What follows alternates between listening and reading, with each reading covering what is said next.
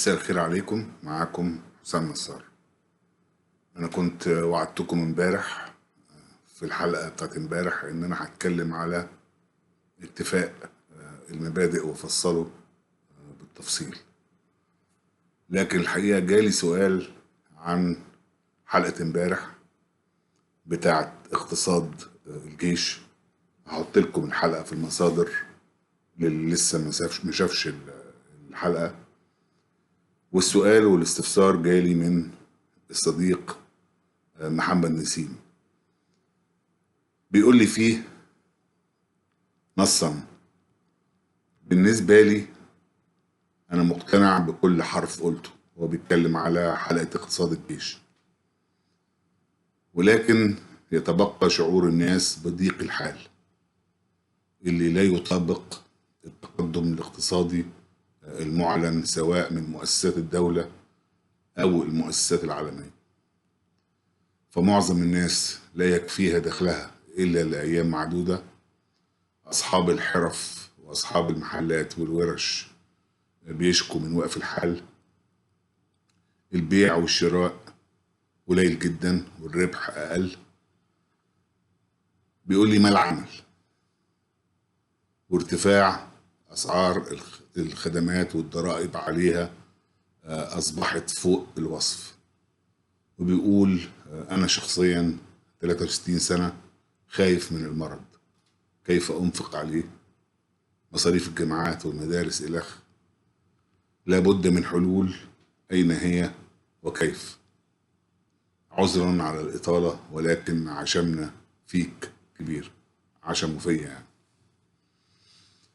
الحقيقة ده سؤال من الصنف اللي يوجع، وعشان كده أنا قررت أجل الحلقة اللي كنت ناوي أتكلم عليها، وقررت إن أنا أحاول أجاوب على السؤال ده، لأن اللي ذكره محمد إحنا كلنا عايشينه بحذافيره، ومهما حاولت أجاوب عليه الوجع هيفضل موجود، لكن هحاول وبمنتهى الإنصاف.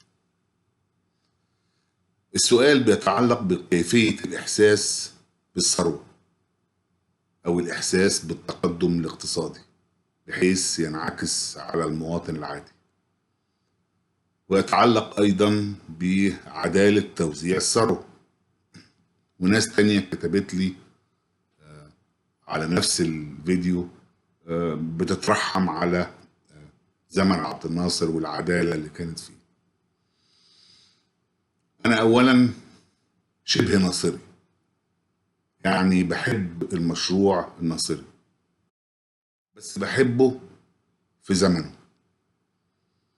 وده الفرق الجوهري بيني وبين الناصريين اللي شايفين التجربة قابلة للتكرار، وأنا الحقيقة مش شايف كده. مش عشان عيب في المشروع، إنما عشان الزمن والعصر اللي احنا فيه تجاوزه. نموذج عبد الناصر كان شكل من أشكال تطبيق رأسمالية الدولة، يعني الدولة هي صاحبة رأس المال والثروة، وهي المسؤولة عن توزيع عوائد تلك الثروة على الشعب صاحب الثروة، ووسيلته في كده كان القطاع العام. والحقيقة إن القطاع العام في عهده حقق نجاحات كبرى، لكن كان في مشكلة هيكلية كبيرة ما اتحلتش لا في مصر ولا في أي دولة من دول العالم، وهي إن أصحاب الثروة رغم إنهم معلنين إنهم عموم الشعب، إنما هم كانوا غير ممثلين في إدارة ومحاسبة القطاع العام. كان شكل مجازي أكتر منه عملي، وده خلق مشكلات كتيرة بعد كده في القطاع العام. ما قدرش يحقق فائض يلبي الاحتياجات الطموحة للتنمية، لكن رغم كده معدلات التنمية من 57 ل 66 كانت أعلى معدلات تنمية في العالم. لكن 67 غيرت كل شيء، وبوفاته وبعدين 73 النظرة ابتدت تتغير للقطاع العام. الاقتراض كان غير ممكن من دول المعسكر الشرقي الاشتراكي، يعني دول كانت مفلسة زينا، كلها كانت بتتعرض لمشاكل اقتصادية كبيرة ومشاكل هيكلية برضه، وكلها كام سنة بعد كده وانهار المعسكر الشرقي. هو الحقيقة انهار قبل ما ينهار، انما يعني النهاية بتاعته كانت مع سقوط الاتحاد السوفيتي. وحتى الصين الشيوعية قبل حتى انهيار الاتحاد السوفيتي كانت ابتدت تعتمد الشكل الرأسمالي في التعامل. وفجأة العالم كله تحول إلى رأسمالية العولمة، بدءا من ريجن وتاتشر واللي تلوهم. وأصبحنا أمام مشكلة كبيرة، قطاع عام غير منتج وابتدى يبقى مديون للدولة بمبالغ كبيرة، وفي نفس الوقت دخول رؤوس أموال أجنبية كان صعب في ظل ظروف اقتصادية صعبة. والدولة أصبحت ما بين شقي الرحى، مش قادرة تتحمل منظومة الكفاية إن أنا أكفي المواطنين من خلال الدعم، ومش قادرة كمان تحقق تنمية عميقة ومتشعبة ترفع من طاقة المجتمع الإنتاجية، وبالتالي تضخ عوائد قابلة للتوزيع أو إعادة التدوير في مشروعات أخرى. وابتدت الدولة في منتصف عهد مبارك تستعيض عن القطاع العام بالقطاع الخاص، وبدأت مشروعات الخصخصة اللي كان جزء كبير منها معيب الحقيقة وشابه بعض الفساد. مع وجود قطاع خاص غير محوكم وخائف دائما وغير قادر على الدخول في مشروعات تحمل قيمة مضافة حقيقية، ورغم ان كان في نسب نمو مش بطالة في اواخر عهد مبارك، الا انه كان مفيش تنمية حقيقية، وعوائد حتى النمو كانت بتروح جيوب القطاع الخاص والباقي بتبلعه فاتورة الدعم. ودخلنا في مرحلة ركود اقتصادي نتيجة الخلط ما بين مفاهيم رأسمالية في إدارة الثروة، وكانت رأسمالية ريعية في الأساس ولا تحمل قيمة مضافة، مع مفاهيم اشتراكية في توزيع فائض الثروة من خلال منظومة دعم لا تميز بين الغني والفقير. وقامت يناير بكل ما حملته من عواصف وفوضى، وبعدين حكم إخواني جاهل، وبعدين فترة انتقالية بعد يونيو، وبعدين وصول الرئيس السيسي للحكم في 2014 ابتدى يواجه الإرهاب ويثبت أركان الدولة. وده خد منه لغاية نهاية 2016 لما بدأت منظومة الإصلاح الاقتصادي تشتغل صح بإجراءات التعويم، علشان ما يبقاش فيه سعرين، سعر حقيقي وسعر وهمي للعملة المحلية. كأنك يعني فوق فاتورة الدعم المباشر بتدعم كمان فرق السعر ما بين السعر الحقيقي والسعر الوهمي، يعني كانت فاتورة الدعم مزدوجة. احنا دلوقتي تقريبا بقالنا 4 سنين وشوية، وده وقت غير كافي عشان الإصلاحات على المستوى الماكرو اللي هو مستوى اقتصاد الدولة تبتدي تسمع على المستوى المايكرو اللي هو المستوى الفردي.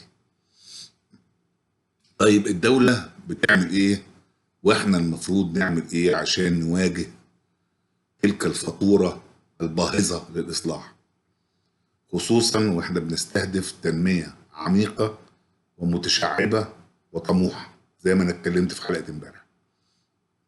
تركيزها الأساسي على مشروعات عملاقة بهدف انك ترفع اللي فوق، فاللي فوق يشد مع اللي تحت.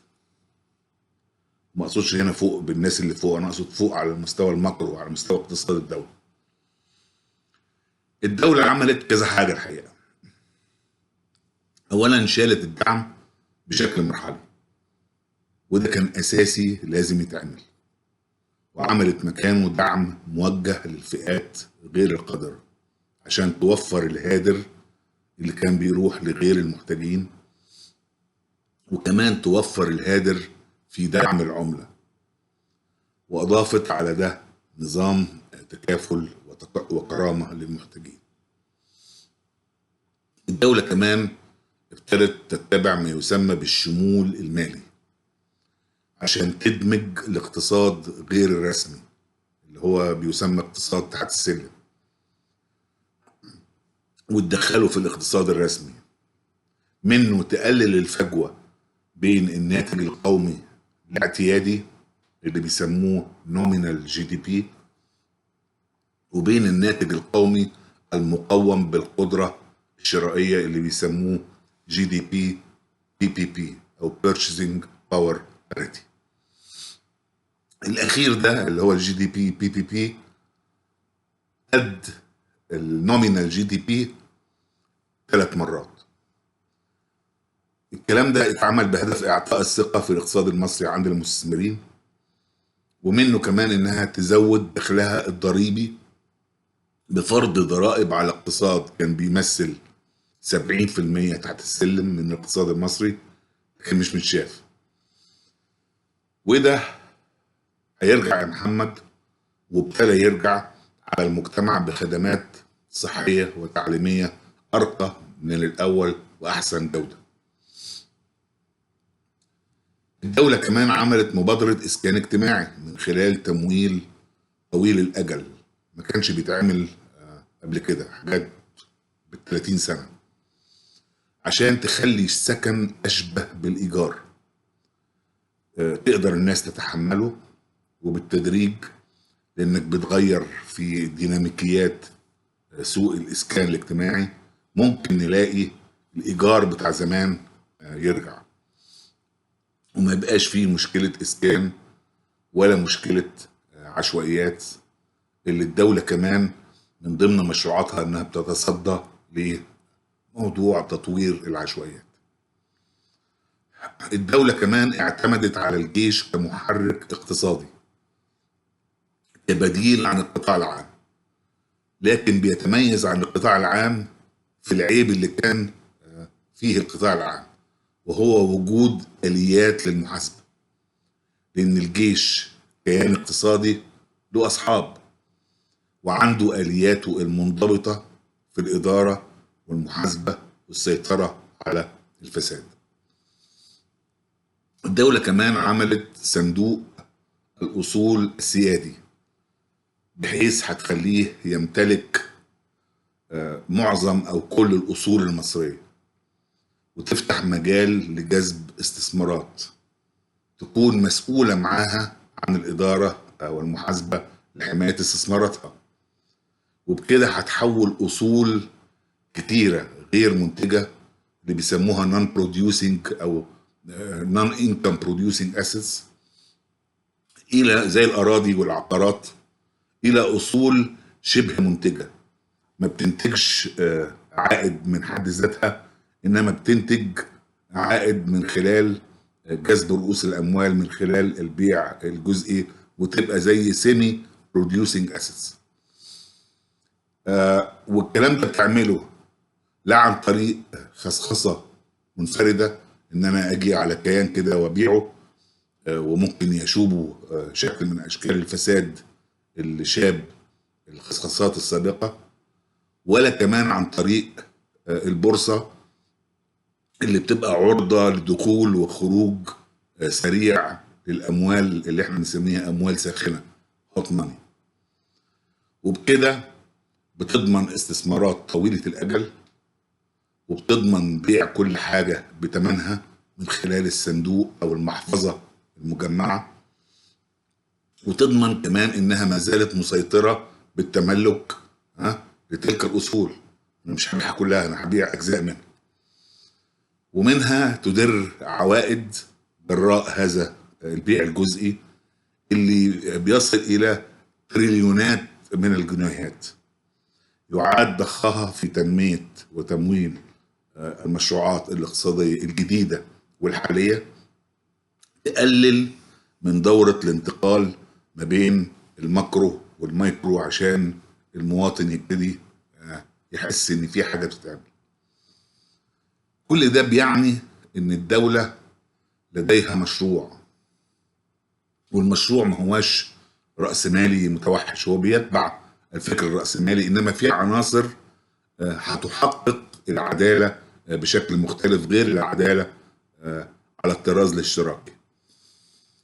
المشروع ده بيستهدف تنمية فوقية وتنمية تحتية، وبدل الموضوع الكفاية هيحقق الوفرة، والوفرة في حد ذاتها هتدفع أسعار السلع إلى النزول، والإحساس بثقل فاتورة الإصلاح هيقل مع الوقت. الأجور والمعاشات برضو بتزيد من وقت لآخر، بحيث إن الفجوة السعرية في العملة اللي انت قضيت عليها بنجاح تقضي كمان على الفجوة الأجرية بين ما تتقاضاه أنت وما يتقاضاه نظيرك في أي دولة في الخارج، لأن أنت تقريبا بتدفع ثمن السلعة زي في الخارج، فيما عدا حاجات بسيطة. تقوم في النهاية تتوازن الأمور بين الأجور وبين أعباء المعيشة. الكلام ده المفروض يتشرح لكم، لكن بكل أسف إعلامنا غائب، هو إعلام غير مثقف، وعشان كده مش قادر يشرح للناس إيه الموضوع. اختصارا وتلخيصا يا محمد ويا أصدقائي ويا متابعيني، ما قدمناش غير إننا نستحمل. توقعاتي 2 أو 3 كمان، مع تحسن تدريجي كل سنة عن التانية، خصوصا مع بدء انحسار كورونا المتوقع اللي كان له تأثيره على البيع والشراء، وقف الحال اللي انت ذكرته يا محمد، لأن الناس وقت الأوبئة والجائحة لا تميل إلى الصرف، وإنما تميل إلى الادخار وتأجيل ما يمكن تأجيله. أنا عارف كويس قوي إنه وقت صعب علينا كلنا، وصعب جدا كمان، بس ما قدمناش غير كده، لأننا بكل إنصاف وبكل مسؤولية عن الكلمة لو ما كناش عملنا كده كان هيبقى الوضع أكثر صعوبة وبلا أمل في المستقبل. دلوقتي على الأقل هو صعب، إنما عندنا أمل في المستقبل، اللي احنا شايفين الإنجازات اللي عمالة بتتحقق وتتوالى. أرجو بعد الشرح ده إنكم تقبلوا برضو دعوتي إن احنا نقول مع بعض تحيا مصر، إن شاء الله تفرج علينا جميعا. كان معاكم حسام نصار.